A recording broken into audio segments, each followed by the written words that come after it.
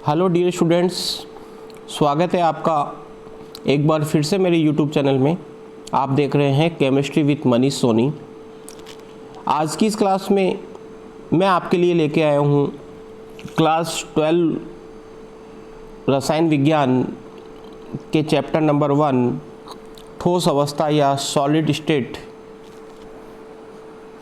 वाले पार्ट के जो अभ्यास प्रश्न है, पार्ट के पीछे के जो प्रश्न हैं वो मैं आपके लिए लेके आया हूँ। तो यदि आपको वीडियो अच्छा लगे तो इसे लाइक कीजिएगा। यदि आप चैनल पे पहली बार आए हैं तो चैनल को सब्सक्राइब ज़रूर कीजिएगा और अपने दोस्तों के साथ शेयर कीजिएगा।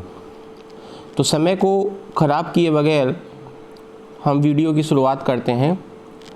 तो सबसे पहले हम बहुविकल्पीय प्रश्नों की बात करेंगे। तो पहला प्रश्न दे रखा है, एक काय केंद्रित घनीय निबिड़ संकुलन BCC व्यवस्था में परमाणुओं की संख्या होती है। तो मैंने आपको बताया था कि SCC के लिए अवयवी कणों की संख्या 1 होती है, BCC के लिए 2 होती है, FCC के लिए कितनी होती है? 4 होती है। यहाँ पर आपको क्वेश्चन में BCC के लिए अवयवी कणों की संख्या या परमाणुओं की संख्या पूछी है, तो इस प्रश्न का सही उत्तर हो जाएगा B, यानी BCC में अवयवी कणों की संख्या कितनी होगी? 2 होगी। क्वेश्चन नंबर 2 है, एक यौगिक A व B के क्रिस्टलीकरण से घनीय संरचना बनाता है जिसमें A परमाणु घन के कोनों पर स्थित हैं तथा B परमाणु प्रत्येक फलक के केंद्रों पर स्थित हैं। यौगिक का सूत्र होगा। तो देखिएगा, सवाल हमें कह रहा है कि कोई यौगिक है वो 2 प्रकार के परमाणुओं से मिलकर बना है। A व B प्रकार के परमाणु हैं जिसमें से A परमाणु जो है वो घन के कोनों पर स्थित है और जो B परमाणु है वो प्रत्येक फलक के केंद्रों पर स्थित है। यौगिक का आपसे क्या पूछा है? सूत्र पूछा है। तो देखिएगा, याद कीजिएगा, मैंने आपको बताया था कि किसी भी घन के कोने पर अवयवी कण का 1/8वां अंश प्राप्त होता है और कुल कोनों की संख्या कितनी होती है? 8 होती है। तो यहाँ पे हमें सबसे पहले A परमाणुओं की संख्या निकालनी है। तो जो A परमाणु है वो परमाणु बताइएगा कहाँ पर स्थित हैं? घन के कोनों पर। और कोनों पर अवयवी कण का या परमाणु का कितना अंश प्राप्त होता है? 1/8। और कुल कोनों की संख्या कितनी होती है? 8 होती है। तो बताइएगा A परमाणुओं की संख्या कितनी हो जाएगी? 1 हो जाएगी। अब हमें B परमाणुओं की संख्या निकालनी है। बताइएगा B परमाणु कहाँ पर स्थित है? फलक के केंद्रों पर। और हम जानते हैं कि फलक के केंद्र पर अवयवी कण का 1/2वां अंश प्राप्त होता है और कुल फलकों की संख्या कितनी होती है? 6। तो बताओ B परमाणुओं की संख्या कितनी हो गई? 3। तो A परमाणुओं की संख्या 1 हो गई, B परमाणुओं की संख्या 3 हो गई। तो बताओ यौगिक का सूत्र क्या आ जाएगा? AB3। तो इस प्रश्न का उत्तर होगा AB3। अब चेक करते हैं इस प्रश्न के दिए हुए ऑप्शंस को। तो पहला ऑप्शन आपको दे रखा है AB, दूसरा दे रखा है A2B, तीसरा आपको दे रखा है AB2 और चौथा आपको दे रखा है A2B3। तो हमारा जो आंसर आया वो था AB3, लेकिन ये जो सूत्र है इन चारों ऑप्शंस में नहीं दे रखा। इसका मतलब ये चारों ऑप्शन ही क्या हैं? गलत हैं। इस किताब में काफ़ी गलतियां हैं। मैं राजस्थान बोर्ड से आग्रह करना चाहूँगा कि इस किताब की जो कमियां हैं उनको जल्दी ही दुरुस्त करवाएं। तो इस प्रश्न का सही उत्तर होगा AB3, जो इन चारों ऑप्शंस में नहीं दे रखा है। तो कोई बात नहीं, आपको तो सही आंसर से मतलब है। सही आंसर मैंने आपको बता दिया, क्या होगा? AB3। क्वेश्चन का सॉल्यूशन भी मैंने आपको यहाँ पर करके बता रखा है, तो आप इसको देख लीजिएगा। घन के कोने पर परमाणु A 1/8 × 8 बराबर कितना हो जाएगा? 1। फलक पर परमाणु कितने होंगे? 1/2 × 6 बराबर 3। तो A परमाणु की संख्या 1 आ गई, B परमाणु की संख्या 3 आ गई। तो बताओ यौगिक का सूत्र क्या आ गया? AB3। पाठ्य पुस्तक के सभी विकल्प क्या हैं? गलत हैं। क्वेश्चन नंबर 3 है, निम्न में से कौन सा उदाहरण समूह 13-15 का नहीं है? पहला ऑप्शन दे रखा है INSB, इंडियम, एंटीमनी। इंडियम जो होता है वो वर्ग 13 का तत्व होता है, एंटीमनी जो होता है वो वर्ग 15 का तत्व होता है। इसका मतलब इस प्रश्न का उत्तर ए नहीं होगा। दूसरा ऑप्शन जो दे रखा है वो है गैलियम एंटीमनी। गैलियम जो होता है वो वर्ग 13 का तत्व होता है, एंटीमनी जो होता है वो वर्ग 15 का तत्व होता है। इसका मतलब ऑप्शन नंबर बी भी इसका आंसर नहीं होगा। तीसरा ऑप्शन दे रखा है CdSe। देखिएगा कैडमियम जो होता है वो जिंक के नीचे आता है और जो जिंक है वो वर्ग 12 का तत्व है, और सेलेनियम जो होता है वो सल्फर के नीचे आता है, और सेलेनियम और सल्फर कौन से वर्ग के तत्व हैं? 16वें वर्ग के। तो बताइएगा कैडमियम जो है वो वर्ग 12 का तत्व है, सेलेनियम वर्ग 16 का तत्व है। तो बताओ जो कैडमियम सेलेनियम है ये 13-15 वर्ग 13-15 का यौगिक नहीं है। तो इस प्रश्न का सही उत्तर क्या हो जाएगा? सी। चौथा ऑप्शन भी देख लीजिएगा, AlP एल्यूमिनियम जो है वो वर्ग 13 का तत्व है और फॉस्फोरस जो है वो वर्ग 15 का तत्व है। तो ऑप्शन डी भी इसका नहीं होगा। तो सही आंसर क्या हो जाएगा? Option number C, cadmium selenium. अगला क्वेश्चन है एक षटकोणीय, क्वेश्चन नंबर 4 है, एक षटकोणीय निबिड़ संकुलन की इकाई कोष्टिका में कुल परमाणुओं की संख्या कितनी होगी? वापस से सुन लीजिएगा, एक षटकोणीय निबिड़ संकुलन की इकाई कोष्टिका में कुल परमाणुओं की संख्या कितनी होगी? देखिएगा यह एक ऐसा क्वेश्चन है जिसकी थ्योरी बुक में कहीं पर भी मेंशन नहीं है, फिर भी इस क्वेश्चन को दे दिया गया। ये गलत बात है राजस्थान बोर्ड की। फिर भी हम इसको सॉल्व करेंगे, आपको बताएंगे कि किस प्रकार से HCP में HCP हमने जो अवयवी कणों की संख्या ज्ञात करना सीखा है वो SCC के लिए सीखा है, BCC के लिए सीखा है और FCC के लिए सीखा है। क्यों? क्योंकि ये जो है हमारी बुक में दे रखे हैं, लेकिन जो HCP है हेक्सागोनल क्लोज पैकिंग जो है वो हमारी बुक में दे तो रखा है, लेकिन कुल परमाणुओं की संख्या ज्ञात करने का जो तरीका है इस एक कोष्टिका में वो बता नहीं रखा है। फिर भी मैं आपको सिखाऊंगा। तो देखिएगा HCP जो होती है वो किस प्रकार की संरचना होती है, मैंने इसका डायग्राम आपको बना के बताया था। डिटेल में जानने के लिए आप निबिड़ संकुलन वाला वीडियो देख सकते हैं।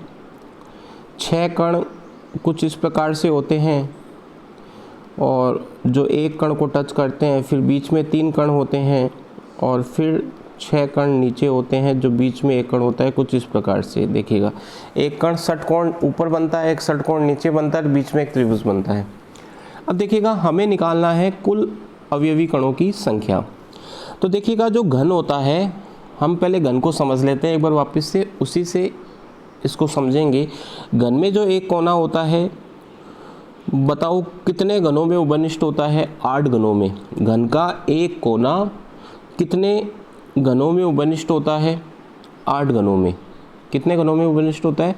8 घनों में। तो बताओ घन के प्रत्येक कोने पर अवयवी कण का कितना अंश प्राप्त होता है? 1/8वां अंश प्राप्त होता है। उसी प्रकार जो HCP प्रकार की एकक कोष्टिका होती है उसमें जो प्रत्येक कोना होता है, उसका जो प्रत्येक कोना होता है वो 6 घनों में एकक कोष्टिका का HCP एकक कोष्टिका का जो कोना है वो 6 एकक कोष्टिकाओं में कॉमन होता है। कितनी एकक कोष्टिकाओं में कॉमन होता है? 6 में।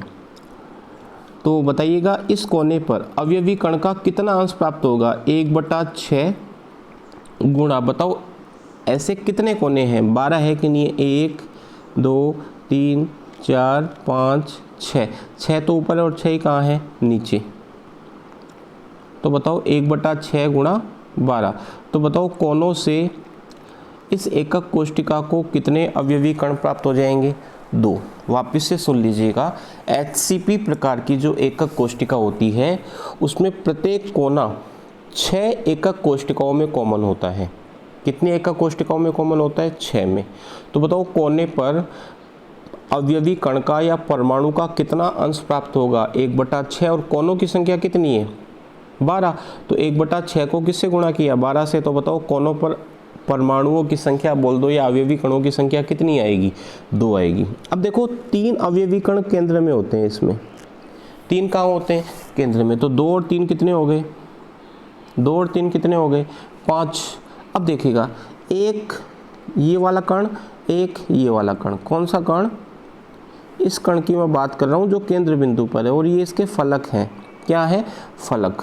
बताओ फलक पर अवयवी कण का जो अंश प्राप्त होता है वो कितना होता है, 1/2। और यहाँ पे फलकों की संख्या कितनी है, 2 है जिन पर अवयवी कण उपस्थित है। तो 1/2 गुणा 2 बराबर कितना हो गया, 1। तो +1 करो, तो बताओ +1 करते 2, 3 और 1 टोटल कितना हो गया, 6। इसका मतलब HCP प्रकार की जो एकक कोष्टिका होती है उसमें कुल परमाणुओं की संख्या कितनी होती है, 6 होती है।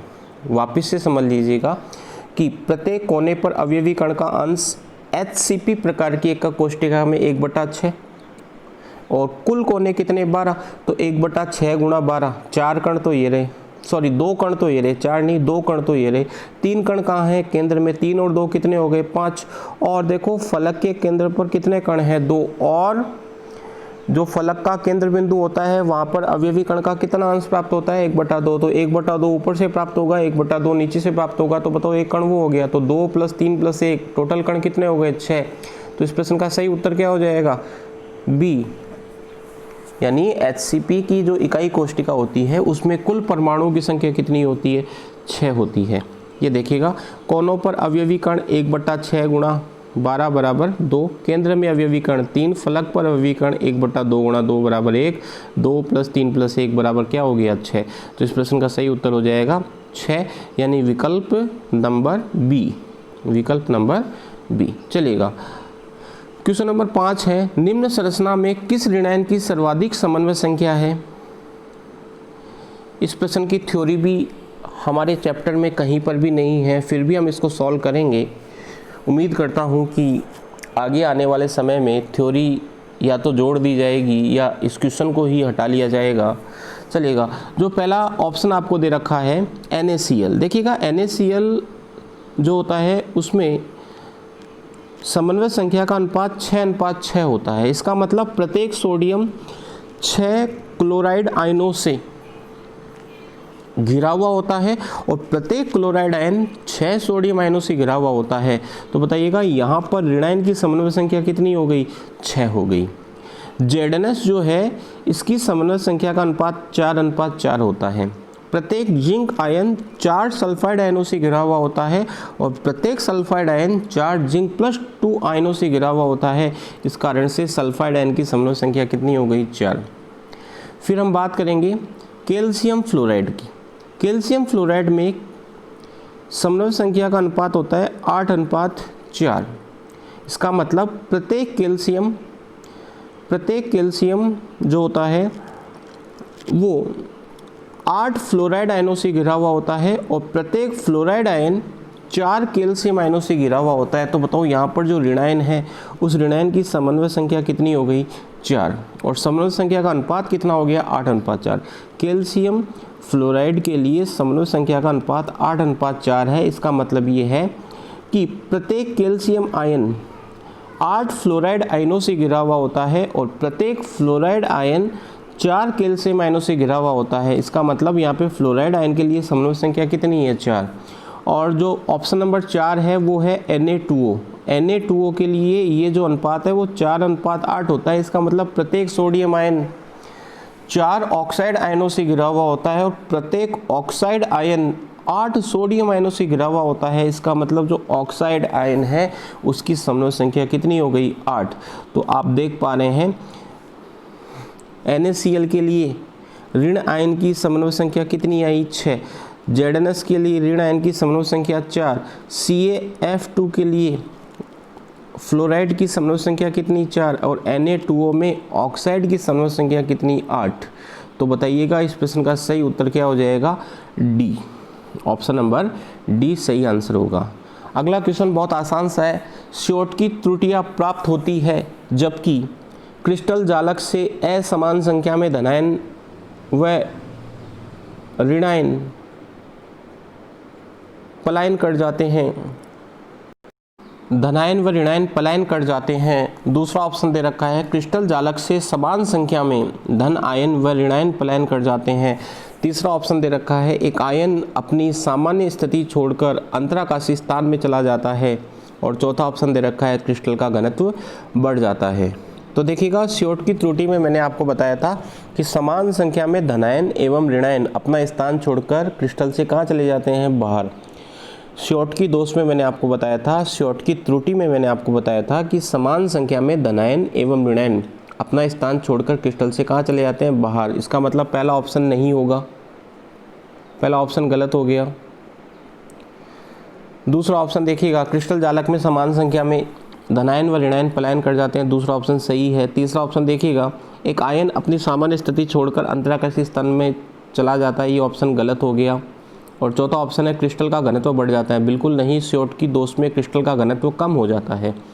तो इस प्रश्न का सही उत्तर हो गया बी, क्रिस्टल जालक से समान संख्या में धन आयन व ऋण आयन पलायन कर जाते हैं। क्वेश्चन नंबर 7 है, एक पी प्रकार का पदार्थ वैद्युत रूप से, ऑप्शन ए धनात्मक, ऑप्शन बी ऋणात्मक, ऑप्शन सी उदासीन, ऑप्शन डी पी अशुद्धियों की सांद्रता पर निर्भर करता है। तो देखिएगा, जो अर्धचालक होते हैं, चाहे वो एन प्रकार का हो चाहे वो पी प्रकार का हो, हमेशा विद्युत रूप से क्या होता है, उदासीन। आपको ये बात याद रखनी है।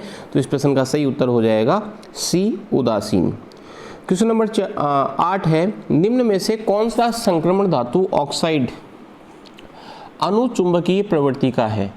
निम्न में से कौन सा संक्रमण धातु ऑक्साइड अनुचुंबकीय प्रवृत्ति का है। ऑप्शन नंबर ए है MnO, ऑप्शन बी है NiO, ऑप्शन सी है VO, ऑप्शन डी है Mn2O3। तो इस प्रश्न का सही उत्तर होगा VO, वेनेडियम ऑक्साइड, याद कीजिएगा। अगला क्वेश्चन है क्वेश्चन नंबर 10, एक षटकोणीय आद्य एकक कोष्टिका में चतुष्फलकीय व अष्टफलकीय छिद्रों की संख्या क्रमशः होती है। तो देखिएगा, याद कीजिएगा, मैंने आपको बताया था कि किसी एकक कोष्टिका में या निबिड़ संकुलन में अवयवी कणों की संख्या यदि n होती है तो चतुष्फलकीय रिक्तियों की संख्या 2n और अष्टफलकीय रिक्तियों की संख्या कितनी होती है, n होती है। और हम जानते हैं कि षटकोणीय आद्य एकक कोष्टिका में अवयवी कणों की संख्या कितनी होती है, 6।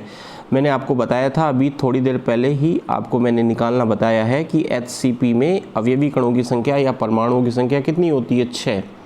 तो यदि अवयवी कणों की संख्या 6 है तो अष्टफलकीय रिक्तियों की संख्या 6 ही होगी और चतुष्फलकीय रिक्तियों की संख्या कितनी हो जाएगी, 12। तो आपसे पूछा है चतुष्फलकीय व अष्टफलकीय, तो चतुष्फलकीय पहले है, तो बताओ सही उत्तर क्या हो जाएगा, 12,6। अगला क्वेश्चन, अब हम बात करेंगे अति लघुरात्मक प्रश्नों की। तो ये बहुविकल्पीय प्रश्न मैंने आपको सॉल्व करवा दिए हैं क्वेश्चन नंबर 1 से लेकर 10 तक। अब हम बात करेंगे अति लघुरात्मक प्रश्नों की। प्रश्न नंबर 1 है, ठोस कठोर क्यों होते हैं। ठोस कठोर क्यों होते हैं, तो ये मैं आपको बता चुका हूँ। ठोस कठोर होते हैं क्योंकि अवयवी कणों के मध्य प्रबल अंतरा आणविक आकर्षण बल पाए जाते हैं। ठोसों में क्या होता है, अवयवी कणों के मध्य प्रबल अंतरा आणविक आकर्षण बल पाए जाते हैं, जिस कारण से उनकी स्थितियाँ क्या होती है, निश्चित होती है। तो यदि आपसे क्वेश्चन पूछ लिया जाए कि ठोस कठोर क्यों होते हैं, तो आपका एक सिंपल सा आंसर होगा कि अवयवी कणों के मध्य प्रबल अंतरा आणविक आकर्षण बल पाए जाते हैं। क्वेश्चन नंबर 2 है, ठोसों का आयतन निश्चित क्यों होता है। तो इस प्रश्न का उत्तर भी वही दे सकते हो जो अभी अपन ने क्वेश्चन नंबर 1 का आंसर दिया। ठोसों का आयतन निश्चित क्यों होता है, ठोसों का आयतन निश्चित होता है क्योंकि अवयवी कणों के मध्य प्रबल अंतरा आणविक आकर्षण बल पाए जाते हैं, जिस कारण कणों के मध्य की दूरियां क्या रहती है, अपरिवर्तित। और कणों के मध्य की दूरियां यदि अपरिवर्तित रहेगी तो ठोसों का आयतन क्या रहेगा, निश्चित रहेगा। क्वेश्चन नंबर 3 है, ठोस ए अत्यधिक कठोर तथा ठोस एवं गलित दोनों अवस्थाओं में विद्युत रोधी है।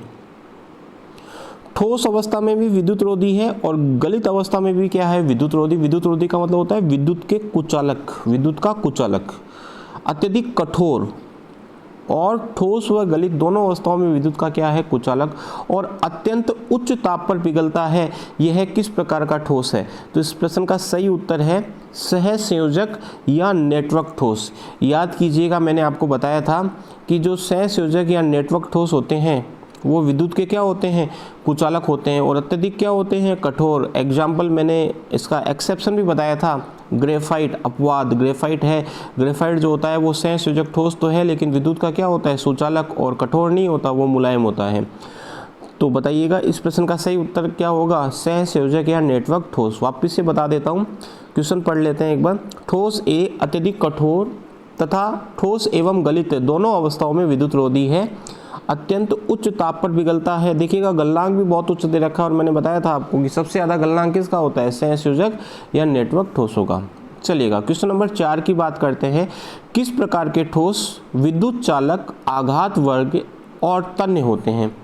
तो बहुत सिंपल सा क्वेश्चन है, मैंने आपको बताया था कि तन्यता और आघात वर्धनीयता पाई जाती है किसमें, धात्विक ठोसों में। और धात्विक ठोस विद्युत के क्या होते हैं, सुचालक। चाहे ठोस अवस्था हो चाहे गलित अवस्था हो, सभी प्रकार की अवस्थाओं में विद्युत के क्या होते हैं, सुचालक।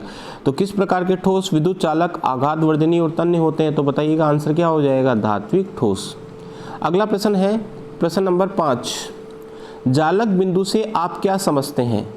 तो देखिएगा किसी भी अवयवी कण का जो केंद्र बिंदु होता है, किसी भी अवयवी कण का जो केंद्र बिंदु होता है उसे ही हम क्या कहते हैं, जालक बिंदु कहते हैं। तो अवयवी कण के केंद्र बिंदु को क्या कहा जाता है, जालक बिंदु कहा जाता है। अगला प्रश्न है प्रश्न संख्या 6, एकक कोष्टिका को अभिलाक्षणित करने वाले पैरामीटर के नाम बताइए। तो ये भी मैं आपको पढ़ा चुका हूँ कि एकक कोष्टिका में कुल 6 पैरामीटर होते हैं। 3 तो होती है भुजा लंबाइयाँ ए, बी और सी। एकक कोष्टिका में कुल कितने पैरामीटर होते हैं, 6, जिनमें से 3 तो होती है भुजा लंबाई ए, बी और सी, और 3 होते हैं अंतराफलक कोण अल्फा, बीटा और गामा। भुजा ए और बी के बीच का कोण क्या कहलाता है, गामा। भुजा बी और सी के बीच का कोण क्या कहलाता है, अल्फा। और भुजा ए और सी के बीच का कोण क्या कहलाता है, बीटा। चित्र के माध्यम से भी मैंने आपको जब चैप्टर पढ़ाया था तब भी बताया था, और ये चित्र यहाँ पर भी आप देख पा रहे हैं। ये भुजा बी है, ये भुजा ए है, ये भुजा बी है, और ये कौन सी है, सी है। ये कोण अल्फा है, ये कोण बीटा है, और ये कोण कौन सा है, गामा है। अगला क्वेश्चन है, एक अणु की वर्ग निबिड़ संकुलित परत में द्विविमीय उप सहसंयोजन संख्या कितनी होगी।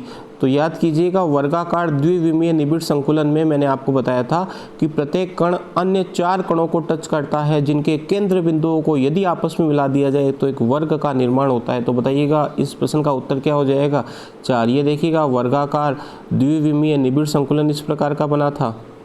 प्रत्येक कण कितने कणों को टच कर रहा था, 4। ये देखिएगा कोई एक कण ले लेता हूँ बीच वाला, ये जो कण है बताओ कितने कणों को टच कर रहा है, 4। तो इस प्रकार इसकी समन्वय संख्या या उप सहसंयोजन संख्या एक ही बात होती है, कितनी हो जाएगी, 4।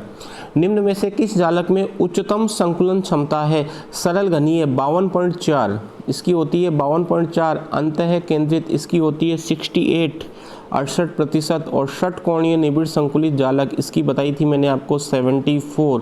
तो बताइएगा सही उत्तर क्या हो जाएगा, उत्तर नंबर 3। अगला प्रश्न है, अक्रिस्टलीय ठोसों को परिभाषित कीजिए। अक्रिस्टलीय ठोसों के कुछ उदाहरण दीजिए। तो देखिएगा अक्रिस्टलीय ठोस की सिंपल सी परिभाषा आपको याद कर लेनी है, क्योंकि क्वेश्चन जो आएगा वो 1 नंबर का आएगा और इतनी परिभाषा पर्याप्त होगी। ठोस जिनकी ज्यामिति निश्चित नहीं होती है अक्रिस्टलीय ठोस कहलाते हैं। इनको एमोर्फस ठोस भी कहते हैं, जैसे रबड़, कांच, प्लास्टिक आदि। तो उदाहरण तो हो गए रबड़, कांच, प्लास्टिक, और परिभाषा हो गई जिनकी ज्यामिति निश्चित नहीं होती है। तो ये बात हो गई अति लघुरात्मक प्रश्नों की। अब हम बात करेंगे लघुरात्मक प्रश्नों की। लघुरात्मक प्रश्नों में पहला प्रश्न है, निम्नलिखित को अक्रिस्टलीय व क्रिस्टलीय ठोसों में वर्गीकृत कीजिए। निम्नलिखित को अक्रिस्टलीय व क्रिस्टलीय ठोसों में वर्गीकृत कीजिए। तो देखिएगा कौन कौन से दे रखे हैं। सबसे पहला है पॉलीयूरेथ्रेन। पॉलीयूरेथ्रेन एक बहुलक है और बहुलक हमेशा अक्रिस्टलीय ठोस होता है। तो पॉलीयूरेथ्रेन क्या हो गया, एक बहुलक, और बहुलक कैसा ठोस होता है, अक्रिस्टलीय। तो पॉलीयूरेथ्रेन एक अक्रिस्टलीय ठोस हो गया। नेफ्थलीन, नेफ्थलीन जो है वो एक सहसंयोजक यौगिक है, और जो सहसंयोजक यौगिक होते हैं वो क्रिस्टलीय ठोस होते हैं। सहसंयोजक ठोस कैसे होते हैं, क्रिस्टलीय होते हैं। मैंने आपको बताया था क्रिस्टलीय ठोस 4 प्रकार के होते हैं। कौन कौन से, आणविक, आयनिक, धात्विक और सहसंयोजक। तो नेफ्थलीन कैसा ठोस होगा, क्रिस्टलीय ठोस। बेंजोइक अम्ल भी सहसंयोजक ठोस होता है, और ये भी कैसा ठोस हो जाएगा, क्रिस्टलीय ठोस। टेफ्लॉन एक बहुलक है और बहुलक जो होता है वो कैसा ठोस होता है, अक्रिस्टलीय ठोस। पॉलीयूरेथेन भी कैसा हो गया, अक्रिस्टलीय। पोटेशियम नाइट्रेट एक आयनिक ठोस है और आयनिक ठोस कैसे होते हैं, क्रिस्टलीय ठोस होते हैं। सेलोफेन एक प्रकार का बहुलक है, तो बताओ सेलोफेन कैसा ठोस होगा, अक्रिस्टलीय ठोस। पीवीसी एक बहुलक है, तो बताओ कैसा ठोस हो जाएगा, अक्रिस्टलीय ठोस। रेसा भी एक प्रकार का बहुलक होता है, जैसे नायलॉन 6 वगैरह है, तो बताओ ये भी कैसा ठोस होगा, अक्रिस्टलीय। कांच भी कैसा ठोस है, अक्रिस्टलीय ठोस, जो आपको मैं बता चुका हूँ।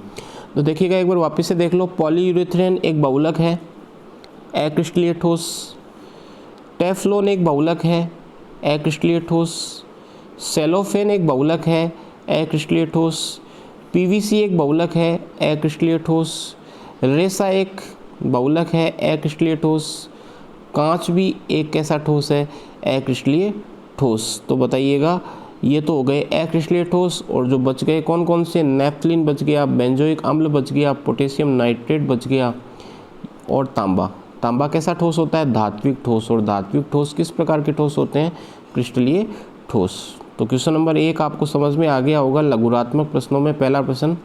दूसरा प्रश्न है, कांच को अतिशीतित द्रव क्यों माना जाता है। देखिएगा, कांच एक अक्रिस्टलीय ठोस होता है, मैंने बता दिया था आपको, कांच कैसा ठोस होता है, अक्रिस्टलीय। और अक्रिस्टलीय ठोसों के गलनांक निश्चित नहीं होते हैं, ये ताप के एक परास में नरम पड़ जाते हैं। निश्चित गलनांक नहीं होने के कारण ये गर्म करने पर नरम पड़कर द्रवों की भांति प्रवाहित होने लगते हैं। हालांकि यह प्रवाह अत्यंत धीमी गति से होता है, इस कारण इन्हें अतिशीतित द्रव या आभासी ठोस भी कहा जाता है। तो देखिएगा, कांच को अतिशीतित द्रव क्यों माना जाता है, बहुत ही इंपॉर्टेंट क्वेश्चन है। अगर आपसे पूछा जाए तो आपको इतना जो दे रखा है इतना भी लिखने की आवश्यकता नहीं है, सिर्फ आप इतना लिखें, क्योंकि कांच एक अक्रिस्टलीय ठोस है और ये गर्म करने पर नरम पड़कर धीमी गति से प्रवाहित होने का क्या रखते हैं, गुण रखते हैं, इसलिए इनको क्या कहा जाता है, अतिशीतित द्रव। क्वेश्चन नंबर 3 है, एक ठोस के अपवर्तनांक का मान सभी दिशाओं में समान प्राप्त होता है। इस ठोस की प्रकृति पर टिप्पणी कीजिए, क्या यह विदलन गुण दर्शाएगा। तो देखिएगा, एक ठोस के अपवर्तनांक का मान सभी दिशाओं में समान प्राप्त हो रहा है, इसका मतलब ये है एक समदेशिक ठोस है। और मैंने आपको बताया था कि जो अक्रिस्टलीय ठोस होते हैं वो कैसे होते हैं, समदेशिक। तो इसकी प्रकृति कैसी हो गई, समदेशिक हो गई, और इसका प्रकार क्या हो गया, अक्रिस्टलीय ठोस। और ये कह रहा है क्या ये विदलन का गुण दर्शाएगा, नहीं दर्शाएगा। देखिएगा, क्योंकि जब आप किसी तेज़ धार वाली औजार से जब इसको काटोगे तो बनने वाली जो दोनों सतह होगी वो चिकनी और सपाट नहीं होगी, कैसी होगी, रफ होगी। इसका मतलब यह विदलन का गुण नहीं दर्शाएगा, क्योंकि यह कैसा ठोस है, अक्रिस्टलीय ठोस है। क्वेश्चन नंबर 4 है, उपस्थित अंतरा आणविक बलों की प्रकृति के आधार पर निम्न ठोसों को विभिन्न संवर्गों में वर्गीकृत कीजिए। पोटेशियम सल्फेट एक आयनिक ठोस है, टिन एक धात्विक ठोस है, बेंजीन एक सहसंयोजक ठोस है, यूरिया एक आणविक ठोस है, अमोनिया एक आणविक ठोस है, जल एक आणविक ठोस है, जिंक सल्फाइड एक आयनिक ठोस है, ग्रेफाइट एक सहसंयोजक ठोस है, रुबिडियम एक धात्विक ठोस है, धातु होती है रुबिडियम। आर्गन किस प्रकार का ठोस है, आणविक ठोस है। सिलिकॉन कार्बाइड किस प्रकार का ठोस है, सहसंयोजक ठोस। तो देखिएगा, आणविक ठोस कौन कौन से हो गए इनमें से, बेंजीन हो गया, यूरिया हो गया, जल, अमोनिया और आर्गन। आयनिक ठोस हो गए पोटेशियम सल्फेट और जिंक सल्फाइड। धात्विक ठोस हो गए रुबिडियम और टिन, और सहसंयोजक ठोस हो गए ग्रेफाइट, सिलिकॉन कार्बाइड। अगला क्वेश्चन है क्वेश्चन नंबर 5, आयनिक ठोस गलित अवस्था में विद्युत के चालक होते हैं परंतु ठोस अवस्था में नहीं। व्याख्या कीजिए। देखिएगा जो आयनिक ठोस होते हैं वो गलित अवस्था या जलीय विलयन में अपने आयनों में विभक्त हो जाते हैं और मुक्त आयन वहाँ पर उपस्थित हो जाते हैं, और मुक्त आयनों की गतिशीलता के कारण जो आयनिक ठोस है वो गलित अवस्था या जलीय विलयन में क्या होते हैं, विद्युत के चालक। लेकिन जब वो ठोस अवस्था में होते हैं तो उनका वियोजन नहीं होता, उनका आयनन नहीं होता, इस कारण से मुक्त आयन उपस्थित नहीं होते और वो विद्युत के क्या होते हैं, कुचालक। तो आयनिक ठोस गलित अवस्था में विद्युत के चालक क्यों हुए? क्योंकि उनका आयनन हो जाता है, उनका वियोजन हो जाता है और मुक्त आयन उपस्थित हो जाते हैं, और उनकी गतिशीलता के कारण से आयनिक ठोस गलित अवस्था में विद्युत के चालक होते हैं, ठोस अवस्था में नहीं होते क्योंकि मुक्त आयन नहीं बन पाते। चलिएगा अगला प्रश्न ले रहे हैं। तो आज की इस क्लास में हम यहाँ तक के ही क्वेश्चन सॉल्व करेंगे। इसके बाद के जो क्वेश्चंस हैं उसका एक और वीडियो मैं बनाकर कल तक अपलोड कर दूंगा। यदि आपको ये वीडियो अच्छा लगा हो तो लाइक ज़रूर कीजिएगा, क्योंकि भाई लोगों एक वीडियो बनाने में काफ़ी मेहनत लगती है। आप देखिएगा कितना इसको टाइप करना पड़ता है और उसके बाद में इसको सेट करना पड़ता है, अच्छे अच्छे आंसर्स आप लोगों के लिए तैयार करने पड़ते हैं। तो काफ़ी मेहनत वाला काम है। यदि आप इस मेहनत को सराहना चाहते हैं तो एक लाइक ज़रूर कीजिएगा और चैनल को सब्सक्राइब ज़रूर कीजिएगा, और अपने दोस्तों के साथ भी इसे क्या कीजिएगा, शेयर कीजिएगा। धन्यवाद।